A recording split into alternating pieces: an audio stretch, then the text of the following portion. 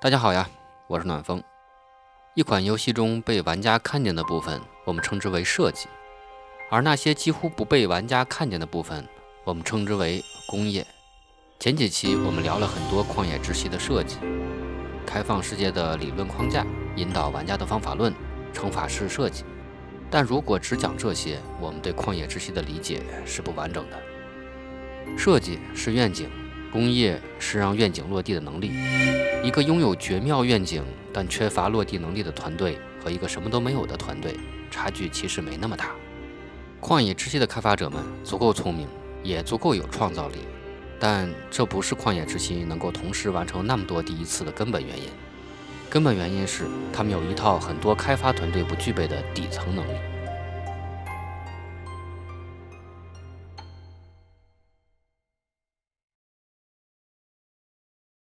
看过我讲石之笛那期节目的朋友应该知道，石之笛在开发初期执行的是多导演制度，但是这个制度创新也导致开发一度陷入混乱和停滞。当每个人都是主角时，谁都不是主角。到了旷野之息，因为产品复杂度的上升，完全自上而下的管理已经难以发挥作用。我们需要发挥团队中每一个人的力量，让项目组里的每个人都承担一份属于自己的导演职责，同时又不能让开发陷入混乱。这个时候就需要一种全新的管理机制和工具，而承载这套管理机制的工具，就是名为塞尔达编辑器的编辑器集群。这套工具是整个旷野之息开发过程中的核心，所有开发者都需要围绕着它展开工作。首先，塞尔达编辑器是一个启动工具，它非常重要的一个功能就是保证所有美术人员使用完全一样的环境进行工作，这可以极大地减少资源导入导出时不同工种之间的磨损。比如我之前参加过的项目初期时制作模型的美术们使用 3D Max 2018，而另一波制作动作的同学则使用 3D Max 2020，这导致模型师做好拓扑的模型给动作美术的时候，经常因为导出选项的差异而导致错误，不得不切换编辑工具的版本，重新使用统一标准来导出。而导出选项的繁琐也导致这种错误经常发生。而塞尔达编辑器整合了这些美术工具的启动功能，在它之下启动的所有工具都使用了统一的版本以及资源导出预设，这让资产的流转更为高效，也让错误率降低了非常多。其次，塞尔达编辑器还是一个跟咱们现在常用的商用引擎一样的游戏开发工具。在这里面，美术人员可以编辑场景、添加角色、更改光照，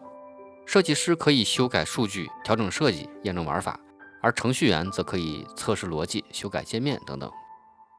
从这个角度看，塞尔达编辑器就是一个专门针对旷野之息的独家引擎，几乎包含引擎应该有的所有功能。但光说这些，这不就是 Unity 或者 Unreal 干的事情吗？区别在于，塞尔达编辑器是专门为旷野之息量身打造的，它做到了很多商用引擎当时很难做到的事情。这其中有一个功能就很特别，那就是把资产的验证流程从游戏外拉进了游戏内。在以往的开发模式里，美术做好一个资产需要先在独立的查看器里检查，然后打进游戏包，最后才能进游戏里看效果。这是一个4步骤的动作，中间每一个环节都可能出错，也就有更大的可能浪费开发时间。而在塞尔达编辑器里，这个流程被压缩成了2步，做好直接在游戏里看。这背后依赖的是一个非常重要的能力，叫做热重载。也就是说，开发者修改完一项数据之后，不需要重启游戏，改动会直接反映在正在运行的游戏里。听上去好像是个小事儿，但对于一个每天进行无数次验证的大型开发团队来说，这种即时反馈的能力是效率上的巨大提升。第三，塞尔达编辑器是一个所有开发人员共享的信息平台。开发团队最早使用的是传统的项目管理工具来协调大家的开发工作，但是当团队规模达到一定量级的时候，传统工具渐渐不能支持如此复杂的工作流，这导致了大量的团队损耗，而工期错配、内容重复和冲突等等问题都随之而来。于是开发团队想到了一个更为直接的协作方式，那就是将项目管理工具直接内嵌到塞尔达编辑器里面，并且将大家的工作以公告板的形式插入到游戏场景里。点击游戏中的公告板，开发者就可以看到对应内容的制作情况以及参与人员的讨论过程。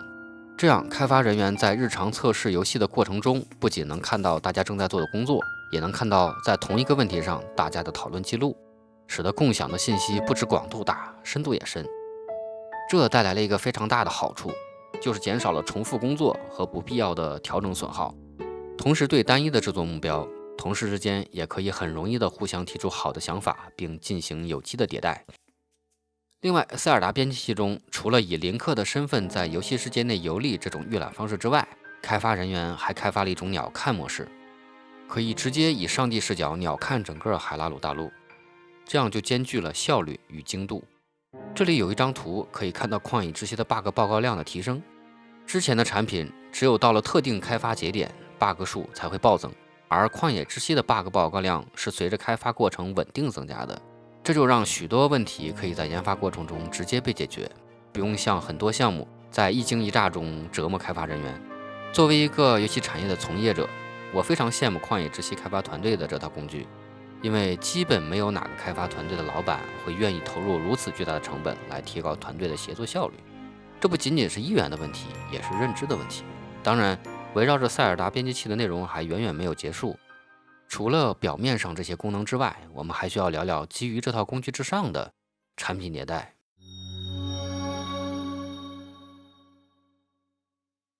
基于塞尔达编辑器，旷野之息开发团队的研发方式也与以往的开发方式产生了非常大的不同。开发者们把这种全新的方式叫做骨組方式，也就是骨架法，或者叫框架法，就是有点像制作动物标本，我们需要先把骨架打起来，再往里填上内容，之后蒙上动物的表皮。骨架法把整个产品的开发分解为3次迭代。第一次迭代是框架开发阶段，就是开发整个游戏的基础以及进行原型设计，开发的内容全部是游戏最基础的功能。第二次迭代叫大规模生产阶段，也就是行内常说的铺量阶段。这个阶段会有大量的游戏资产被导入游戏，比如 3D 模型、动作、场景、音乐等等。第三次迭代叫做打磨阶段，或者叫精加工阶段。这个阶段所有的内容会被整合起来，不断的进行测试和调整，最终形成完整的作品。听上去是不是很一般嘛？当然不只是这些了。下面要说的这个很小的设置，却是旷野之息项目管理的精髓所在。开发团队对这3个层次的迭代设置了不同的禁令，也就是每次迭代层次中，有些东西是绝对不可以做的。比如第一次迭代过程中会禁止开发核心系统以外的任何内容，这听上去好像挺合理的，却不是那么容易执行的。比如我们在开发核心系统的时候，总得有一些资源进行测试吧，这时候一个拥有大量积累的系列就展现出了它的力量了。这个阶段的美术资产几乎完全是使用了前几代作品的遗留资产，而第2轮迭代，整个开发团队只允许关注资产的生产，绝对不许进行任何细节、玩法和体验上的打磨。比如某个同学觉得 UI 系统的响应有延迟，体验不是特别好，这个阶段就忍着，不许去做任何调整，而所有这些积累的不快会在第3阶段完全释放。其实多个阶段的开发几乎是现在所有开发团队的标配，但是反过来想问题，要求这些阶段不做什么，确实是非常高级的开发智慧。我就见过 demo 开发期对着细节一顿狂抠的开发者，而这些狂抠的细节将会在未来的开发中彻底沦为沉没成本。在这套体系下，塞尔达编辑器扮演了非常重要的角色。比如在第2阶段，有大量的资产以及游戏数据导入进游戏内，这时的塞尔达编辑器就变成了一个任务管理工具。游戏内的公告板系统就可以对特定的设计或资产进行评估和纠错，发现问题的开发者可以艾特其他的开发者，对资产在游戏内的效果进行迭代。而在第3阶段，塞尔达编辑器的这一整套工具让边体验游戏边进行游戏打磨变成了可能。我们在开发游戏的时候经常会碰到一类情况，那就是开发人员难以对游戏形成完整的印象。策划只知道自己填的表，程序只知道自己写的系统，而美术可能只知道自己做的部分资产。大家对自己参与的游戏只有盲人摸象般的理解，非常的片面，而这就很难发挥各个岗位的潜力。有时候糟糕的理解甚至会导致部门之间的隔阂，将游戏开发拖入泥潭。要想消除这种问题，通常的团队会专门找出里程碑的节点来让大家一起游玩自己的游戏，但是这种活动通常会影响游戏的开发进度。有的团队甚至不会做这种工作，但是如果不做的话，就很容易让游戏开发走样。旷野之息的方法可以说完美解决了这个问题，甚至将这种边体验边调整变成了整个工作流的一部分，可以说一箭三雕，既可以进行任务管理，又可以增进开发人员对产品的理解，更可以在这个基础上发挥每个成员在游戏开发上的潜力。作为一个同行，我只能说非常的高级。这套工作流最终能跑起来，还有一个前提，那就是自动化。面对如此体量的资产与数据，旷野之息的开发团队在自动化上的投入是非常全面的。资产管线的部分我就不展开讲了，免得大家睡着。但有一个数字，我觉得可以说明很多问题。旷野之息的游戏 ROM 每隔5分钟就会自动生成一次新版本。5分钟，就这么说吧，我曾经参与的项目最快是在发现代码以及数据更新后，20分钟生成一次新的游戏版本，这已经是非常快了。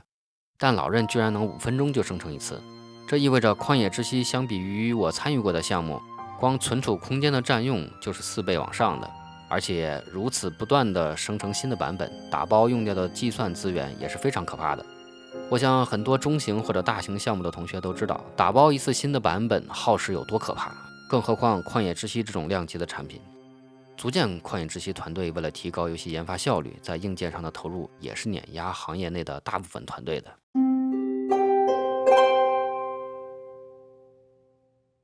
所谓内功，就是一种难以被直观察觉的力量。只有具备强大的内功，整个开发过程才可能顺利，整个游戏才可能精彩。而这部分的内容，网络上极少有人讲。一方面是因为资料稀缺，另一方面则是因为如果没有大团队大项目的开发经验，就算是看过那些资料，也很难理解到其中的意义。好在我大中小项目都做过，所以可以以自己的理解尽可能讲给大家听。当然还有另一个原因，那就是编辑器以及嵌套其中的一整套编辑工具并不是大众喜欢听的内容，这东西太枯燥。作为一个游戏开发者，作为一个设计过项目工作流、无数次调整开发流程的管理者，我非常希望能讲讲这套系统，因为从中大家会发现老任的开发理念远比他给大家的印象要先进得多。在之前的内容里，我们会发现旷野之息的开发者们使用了相当多的概念工具，比如说引力，比如说乘法式设计。我最早在了解这些设计概念的时候，其实是有些疑惑的，因为这种概念传达非常像经营企业时的企业文化，是为了约束与提醒团队成员，让每个人都朝着一致的方向前进。在企业管理中，我们需要使用一整套的管理工具，让企业文化得到全面的渗透，从而保证企业的愿景被正确的实现。但是在游戏开发中，承载愿景的理论与概念就不可能通过简单的管理工具来解决，因为游戏开发中的各个环节都太复杂，又太需要创新了。而解决这个问题的答案，就是一套科学且灵活的工业化工作流。我们可以想见，如果没有塞尔达编辑器，那么团队中的内容生产以及沟通都有可能出现非常严重的问题。如果我们无法实时而准确地看到游戏里的每一个修正意见，那么整个查错的过程就可能缓慢数倍。如果无法直观地看到场景内的三角形分布，那么设计者们可能很难对世界做出有效的调整。任何一个小小的问题都会是高效开发的绊脚石。可以说，围绕着塞尔达编辑器的一整套工业化流程，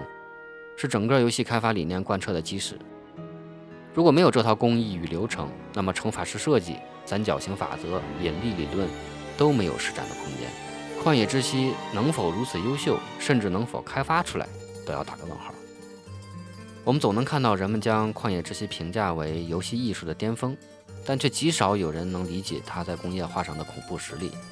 可以负责任地讲，旷野之息开发团队的工业化以及信息自动化水平是现今游戏开发行业里首屈一指的。